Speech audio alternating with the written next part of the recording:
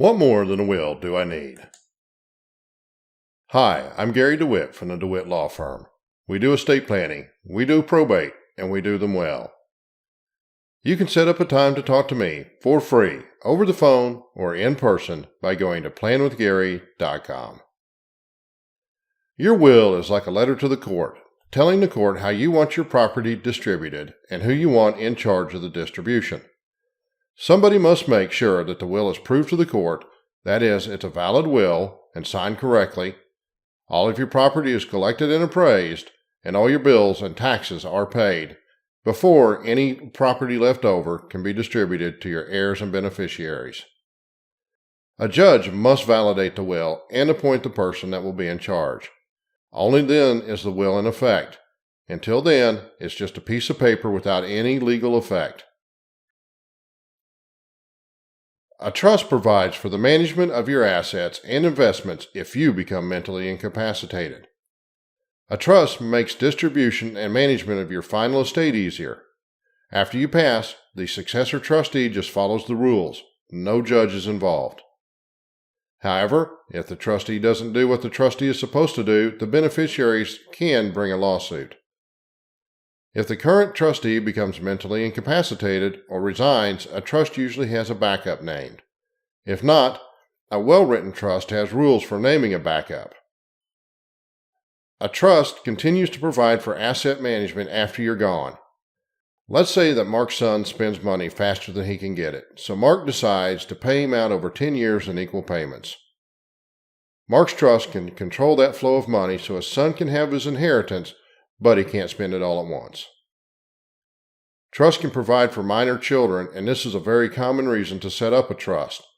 The money can be managed until they reach the age which they can manage it themselves responsibly.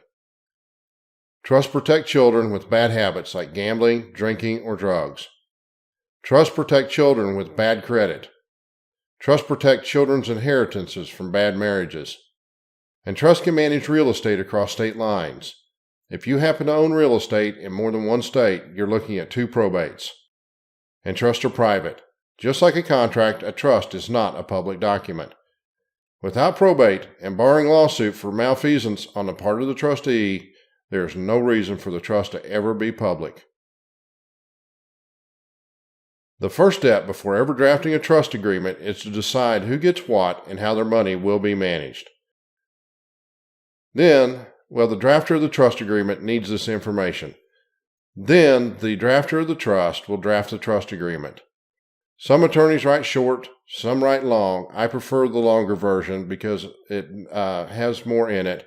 It defines the terms, lays out the rules, takes care of IRS requirements, and much more without having to rely on state law. Third, the drafter should go over the trust agreement with you. Not all the details, but just the parts that you need to know, like who gets what, when, and how much. Fourth, you sign the trust agreement and you have a trust. Fifth, store it in a safe place. Sixth, make sure your trust is funded. Just because you have a trust doesn't mean it's a set up and forget thing. A trust is a living document. In addition to the initial setup, a trust needs to be maintained and reviewed from time to time. First, you must fund your trust. An empty trust doesn't do you any good. In that case, it's no better than having a will. If you don't put your property in the trust, then your backup trustee can't manage the property for you. The property will be subject to probate and paying your final bills, and it's unprotected. You need to retitle your bank accounts into the trust. Your banker or attorney can help with that. Finally, you need to decide how you want your life insurance and retirement accounts handled. Do you want them to go in the trust or outside the trust?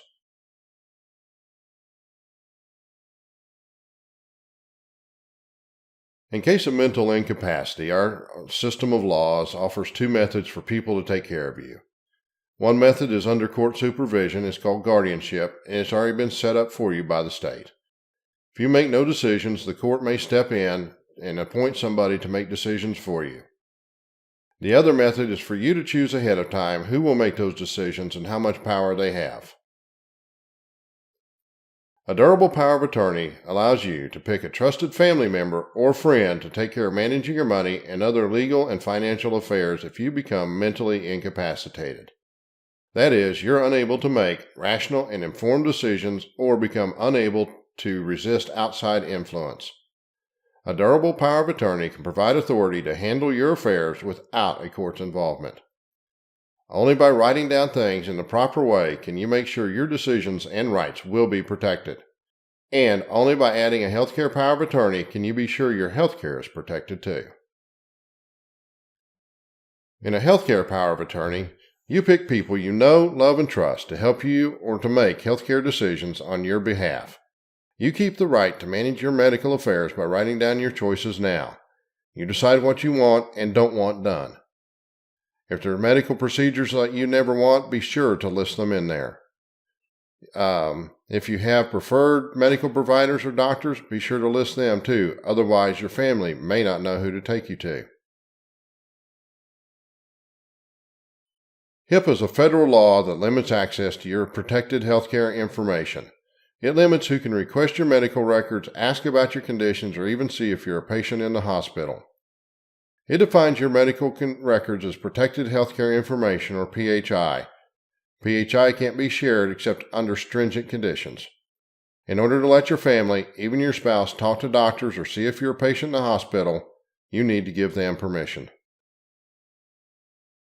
A living will is a healthcare document for use in your last moments if there's no chance and you can't communicate your wishes. A last will and testament, not to be confused with the living will, is a document used to distribute your final estate. An advanced healthcare directory, also known as your living will, personal directive, medical directive, or advanced decision, is a legal document in which you specify what action should be taken for your health if you're no longer able to make the decisions. If you have questions about this or anything else, you can talk to me for free over the phone or in person by going to planwithgary.com.